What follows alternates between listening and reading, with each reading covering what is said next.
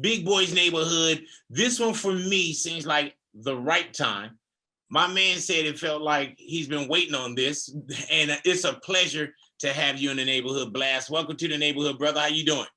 I'm doing great, man. Come on, this is a childhood dream. I'm happy to be here, man. Hey, man, Blxst, let me tell you what's crazy about this, bro, is you know how when you look at somebody and you see something that's going on and you kind of sitting back and there's an enthusiasm of watching you. I've seen what the so-called next great champs look like. And you see their hustle and you see the way that they do certain things, man. And I'm not surprised that you're so-called here and not in the neighborhood. I'm talking about here where you are, because you're one of those people, Blxst, also, man, where you probably know, Big Boy, what I do, but I know what you do. And there's a situation where people kind of do it their way, even if it's the long road. That's you a know what I'm fact. saying? Yeah. Early on, bro, like when did you first fall in love with music? Man, I felt like it was just always in my household growing up, but I didn't really find a passion for it until like right after high school. So I would say like age 17, I really just fell in love with the whole creative process of just making a song from scratch, making a beat from scratch, learning how to record myself. And that was the You start of didn't it. see that early on, like with tape machines or playing through the house or? Yeah, I mean, my mom, she used to always have a record player in the house. Right. They would always play like Erica Badu and Jill Scott, and those type of vibes just always attracted to me. When you sit and you listen to music, then you say, man, I didn't get creative till after high school. You know what I'm saying? And especially growing up in the household, what made you feel that you could create the music as opposed to just growing up listening to it? Man, I don't know. I just felt like it was just always in my DNA. I just needed to channel it, you know. Do any other family members do music? Absolutely, my uncle. Gotcha. And my sisters, yeah. So yeah, it was already in the family for sure.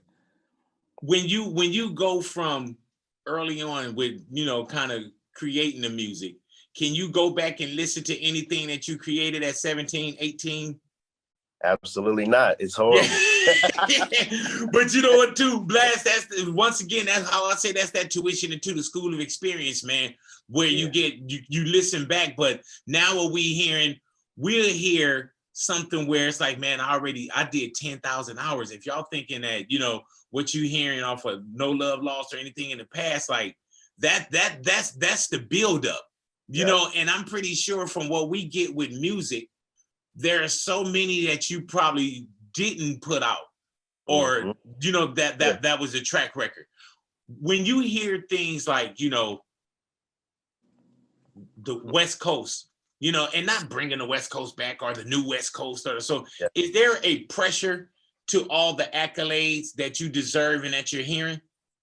I mean, nah, I'm ready for all the smoke. I feel like I'm the perfect fit for it, like everybody been championing me lately. So I just want to put that cape on and take that role for sure. Yeah, when you hear Future West Coast, you know what I'm saying, from many, there's absolutely no pressure. Is that because you know what you're capable of doing?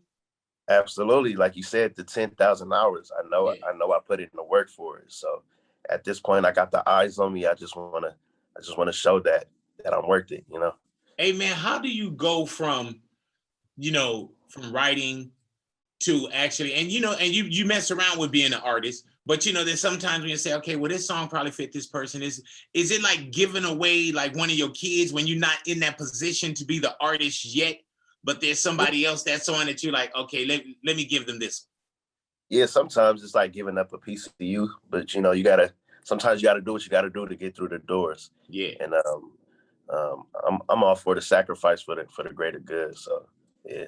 When you do go from production, did you know that there was always the artist in Blxst, or did you just kind of come to that revelation like, man, I could be doing this myself? Yeah, it was kind of like that. Like it was to a point where I didn't really have too many artist friends, so it was like I gotta make music to my own beats. And then I just fell in love with words and just putting songs together. Like it's just like painting a picture. How do you get in? You know what I'm saying? Because there's so many people, man. Everybody want to be in the business. How do you get in when you're not part of a full part of the crew, the clique? There's an emblem over you or something that's hanging off your check that show you affiliated. How do you get in and make that noise? I think the key is being able to bring something to the table instead of just seeing what you can take. Like, make sure when any room you walk in, you want to be able to add. I don't care if it's bringing a bottle of water, you know, you got to bring value to any situation you step in. And my value was always me being able to write, being able to produce, and then me being an artist as well. I always looked at how I can add to the situation. Hey, Blxst, you one of them people, bro, that your chair got to be on swivel for real. You know what I'm saying? Because it's like you over here producing and you turn over this way and then now you're on the microphone, then you swing this way and you're doing the album cover. You know what I'm saying? Like that's the one-stop shop. Not only that, man, you a sous chef, professional break dancer, dog walker back in the days just to make sure that the ends meet. Hey, man, Blxst, you never had a job? Like when never had a job. Hey, man, let me tell you, bro. And was it because the craft, like you knew what you wanted? Yeah, I just look at it like it's no plan B for me. This is my plan. This is my plan B, you know. And I just always believed in myself early on. Luckily, I had a good support system. Yeah. My parents, you know, my loved ones around me, they always pushed me to be in this position that I'm in now. Hey, Blxst, how old are you today? I'm 20-something. I'm 20-something. Yeah. but you probably 100 in wisdom. You know what I'm saying?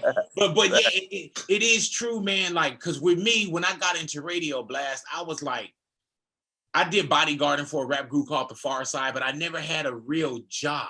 You know what I'm saying? Because I knew that I wanted to do something in entertainment. And I was focused on that DJing, doing this, trying to rap, trying to do this, everything just to be in the building, you know what I'm saying? In the circle.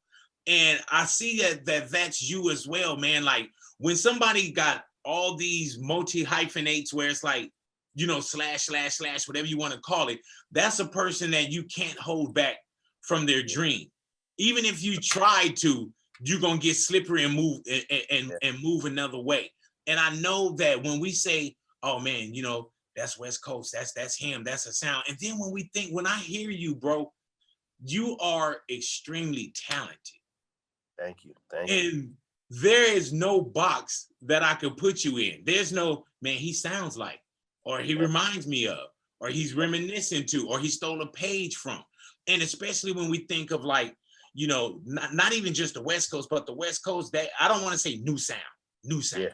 You know, but you don't sound to me like anybody else, bro. Like, is there a category that you'll put yourself into? Nah, I mean, first and foremost, that mean a lot coming from you. You know, you're the voice of LA, so that's heavy. I feel like that's brother. But nah, I feel like just me being myself is what created my own lane. Like, of course, I grew up on gangster shit too, but I also grew up on, you know, R&B music, and that's really what attracts to me, melody. So I just blended those two worlds, and that was the creation of Blxst for sure. And to keep it real with you too, Blxst, I seen the name early on before I knew what the music was. You know what I'm saying? And I'm talking about if it's years ago, I seen the name. And then the first time you hear it, it's not that there was something that I was expecting, but I just wasn't expecting that.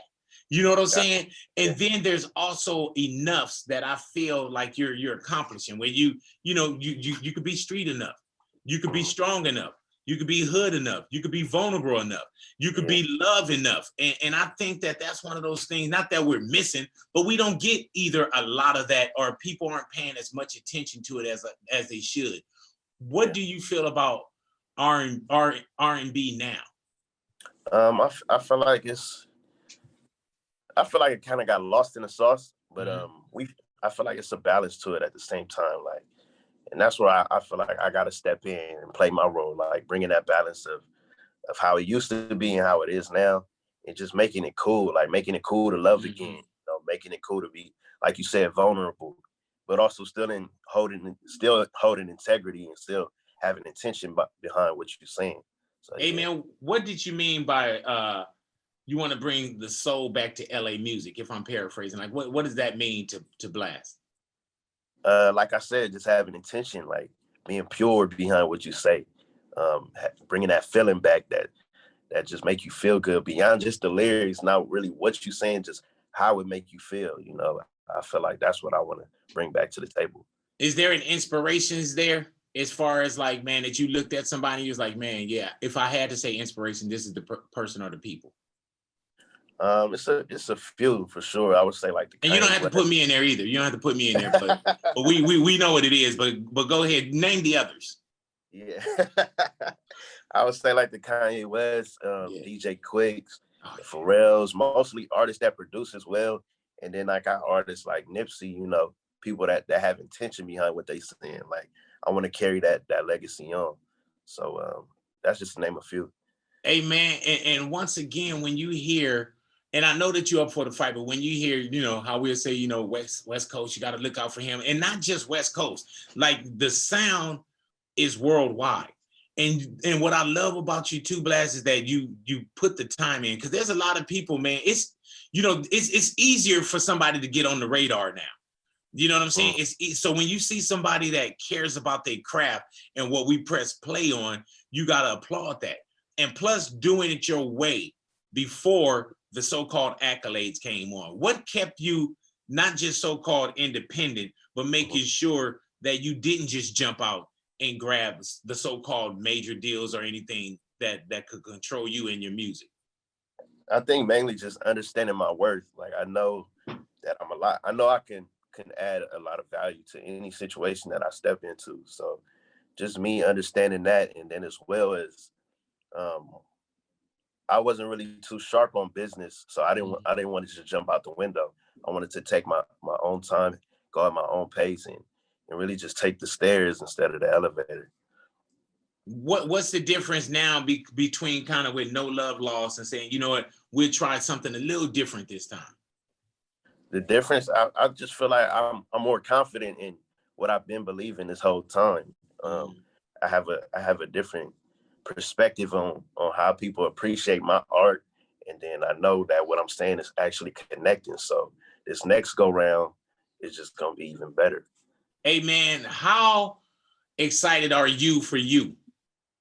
Man, come on. Yeah. I'm sitting here with Big Boy right now. That should tell you. I'm super excited. Every day is something new. Every day I'm just trying to show more gratitude, and I'm forever humble. And you've seen it with the, you know, with the Roddy Riches, you know what I'm saying? You've seen it. You've seen it with the Kendrick Lamar, with K-Dot, you know, you Perico, you've seen it. Yeah. And now is it different where it's like, oh shit, like, man, like this is it? Nah, yeah, that's true. It's like, damn, it's really happening, you know, and just to be in this position. I know I'm not where I want to be, but I'm on the right route, you know, and I'm just grateful overall. Yeah. Hey man, and this isn't me prying into it, but are you in a relationship? Absolutely. Yeah. Okay, so being in a relationship, man, and when you do start to create, you know what I'm saying? Do you pull from everywhere when it comes to relationships? Because even when you listen, you can tell that there's been some hurt, there's been some pain, there's been some celebrations. Is writing and creating, is that an outlet for you? Yeah, most definitely. Day to day, I pull from my day-to-day experiences, and that's what fuels me. You know, what I'm going through in my real life, and I just try to express that through the music. That's my therapy for sure. How did you grow up? What was it like growing up for you? It was kind of different. Like early on, I stayed in LA, you know, with my mom and my dad, and then they split up. So when they split up, my mom wanted me to move with my dad. This was like high school years. So I had moved to the IE, which was like black and white. You know, it was a whole different experience out there. The school system was more strict. I was more to myself because I didn't really know the community. But it also, you know, I appreciate it now looking back, because it could have led me down a different path if I had been in LA, like during those years, because I was the only boy in the family, you know, and but it was dope though. I felt like I got the best of both worlds, and I got a different perspective on life. Hey man, how did you stay so-called clear of just the temptations that's, you know, that's always around us, especially growing up? I think just early on, I had to learn responsibility early. Like, even though I stayed in the IE, my dad still worked in LA. So most of the time it was no like parents around. Like when I get out of high school, I gotta feed for myself. I gotta feed myself. So just knowing the consequences of things early on really humbled myself to where now I really need to focus on one thing at a time instead of like being everywhere, you know. Hey, Blxst, we know you. Was there any other, you know, people that'll say, man, we were a group? You know what I'm saying? Yeah, did you ever start with the group before you went to Blxst? absolutely. Yeah. Shout out TIU Music. That was fresh out of high school. That was my first channel of putting out music. My boy King, that's who I went to high school with. And his sister put together a whole group of artists. It was like 10 of us just grinding, just making music every day. It was crazy. What take you from that to being a part of something to saying, you know what, I'm going to be at the moment the only part? Really, it was the transition of me having my first son. I just wanted to be at the head of my own legacy at that point. It was just a transition of me wanting to be my own boss. And it was no, like like I said, it's no love lost, but Right. it's the route I wanted to take. But you know what's a trip about that too, man, is that some people rather have the security blanket around them. And it's also hard to tell somebody like, man, my dream is a little different right now. And especially when you say your first son, man, a lot of people don't understand, like, there's a different kind of hustle when you have your little ones. And I tell people, I say, man, even with me, when you hold your son or your daughter in your hands, bro, there is nothing that you've ever fallen in love with faster in your life. There ain't no check, no girl, no car, no nothing that you would look at and say, man, I just met you and I would kill or be killed for you. And I just met you. You know what I'm saying? So when you get something like that, it becomes a laser focus, bro. Yeah. Yeah. It's crazy. It brought something out of me that I never had knew that it was in me, you know. And what I learned was accountability. Like it's bigger than just me now. So I represent my family, I represent my son, I represent my friends, and I gotta take responsibility. Yeah. And Blxst, I'm gonna tell you straight up, for me too, man. It's with you being a solo artist, it's easier for me too, because I wouldn't want like 10 motherfuckers behind you. You know what I'm saying? Jumping all in the Zoom and then all up in the Zoom. You know what I'm saying? So all up in the videos. Yeah, all up in the Zoom. But now, man, like real talk, even with people in the neighborhood that's here at the station, man, the excitement of knowing that I was gonna sit down with you. And the team effort of like, you know, get the Zoom, get to this. Like, this is me wanting to be a part of what you're doing, bro. Because I'm telling you, man, like, if you would have been like, man, Big know what's going on, or Big, if you got pinched every time I got on the treadmill and listened to you, you'd be like, damn, like Big really. And the thing about it too, man, is there's substance there. And not the old man speaking like, oh, there's no substance, but there's just something that you locked into that people enjoy. And I'm talking about, man, from my wife to Ani to Day Day, like people that work here, and we're talking about all ages, shapes, and sizes and colors and stuff, man. So you're doing a beautiful thing, man, and you representing us well. Man, that's love, man. And we claiming you too. Your words mean more than, you know, just the average person saying it. So man, we claiming you too, Blxst. You know what I'm saying? Come on. I love it. Man. And why spell the name the way that you spell your name, Blxst? Why Blxst? It was really just like a sense of branding. Like when you look it up, I'm the first thing that pop up because you spell it with an X, you know. Right. If you spell it with an A, you probably see like a rocket ship or something. You never know. And that's you early on thinking about that. Absolutely. See what I'm saying? Before Blxst, I know you had to go through other names. Nah, it was actually Blxst. Man, come on, Blxst. Let me tell you, man, I'm gonna give you one. I became Big Boy at like around 15. You know what I'm saying? About 15 years of age, 16. Then before that, I had another name that was like, you know, because being younger and the shit that I was doing at that time. You know what I'm saying? But I had one name when I got into music and I started DJing and all that stuff, man. My name used to be MC Scratch.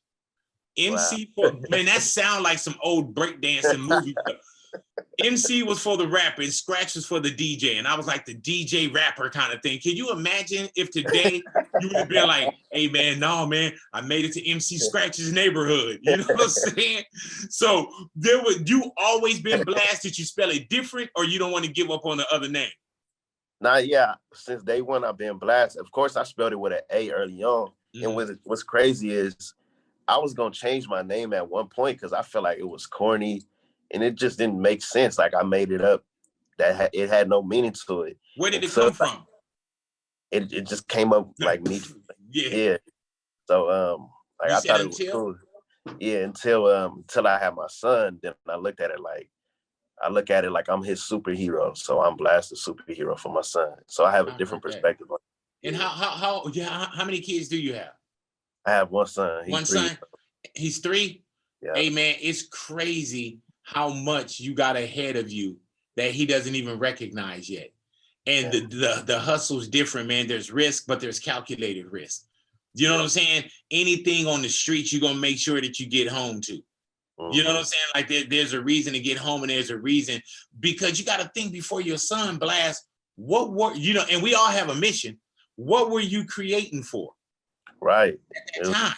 Yeah, it was just working. Like it was no purpose. Now I feel like I play a bigger role, and it's dope. Hey man, I look at my kids. I have my son is 13. He'll be 14 next month on the 22nd. My daughter's 12, and I look at them constantly, and I say this to them. I say, what was Daddy doing before y'all got here? Like what was life? And then I say, you know what? I was preparing for your arrival.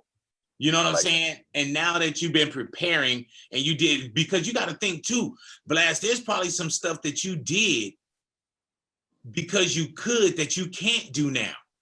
Yeah. You know what I'm saying? You probably could have went and laid in the studio for 2-3 days if you wanted to. You could get up and go to a session at 2 a.m. because you wanted to. If somebody said, hey man, we got to ride out to whatever, because you could. Now, there's a different reason and there's a different pace on how you create, bro. Yeah. What's around the corner for you? Man, so right now I'm working on 6 Take 2 with Bino. That's a project that I'm gearing up for. And then really my main goal for this year is just to put out my debut album. That's what I'm really looking forward to. Is that crazy to you with the body of music that you still say put out my debut album?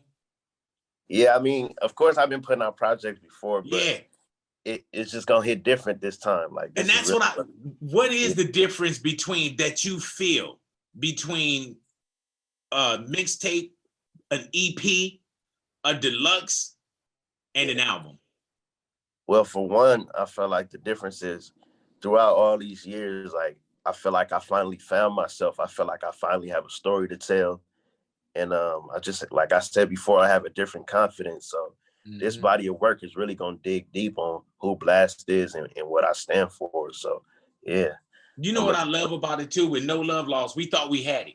And then when you go back in and you give us another version, and it's not like you sit and you say, man, you know what? Give them that's just an EP. We're going to hold the good stuff for the album. You know what I'm saying? So that's why I had to ask, because everything that I felt like you probably got into the booth to record, everything was already A1. It's not like throwaway or, this put that in the mixtape pile and put that over in, you know what I'm saying? Like, so I'm excited for what you call an album. Thank you. I appreciate that. Easy call, man. Well, I appreciate you, brother. I appreciate your time, man. And with the pandemic going on, it puts us out of the room with each other. But when it can go down, I love to see you in the neighborhood, bro. You know what I'm saying? And do it a different way or the right way. How you been holding up since this pandemic been going on? Man, it's been a good year for me. I mean, I know it's been ups and downs. I lost a couple family members, honestly, but for the most part, it's been a good year for me. I see you got the Blasto shirt on. Yeah. For me. Man. Blasto's another one of my partners that get down.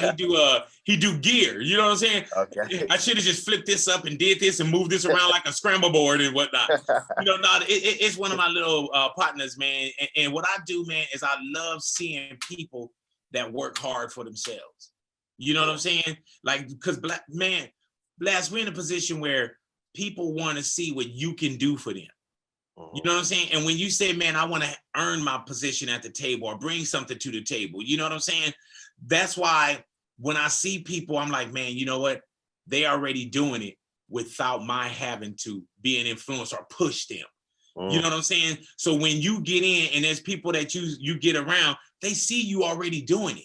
Yeah. You know, and they see what you bring to the table. So anybody that saw you so-called early on, they knew the value and how valuable you were to being in that room. Yeah. Even if it was just bringing the water.